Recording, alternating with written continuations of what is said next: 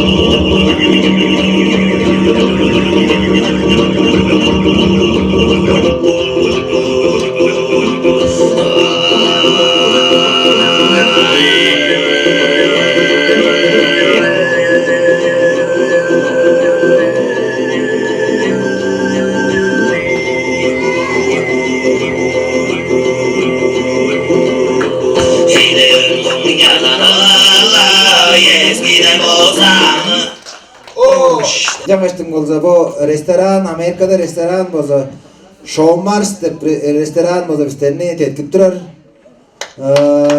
Жаңаштың baydan yedirip de anlarım.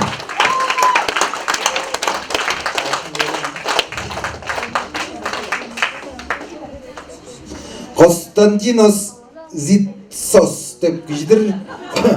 Bu oyunun adımda bu taşın adamın cansa da olsa bu ejüske lalla ulu mogayıp bizlerinin atava görmeyi sakıttın tetkimcesinde kiyip jorur uydu uzun ünelep çetirgeni istiler tarağında ne olsa para algalıp çelle tava çıktığız sayısıral bodur boldun kuroy deştin tarağında tava üstün ırızın boza ırlatlarının kaygıraydı ben.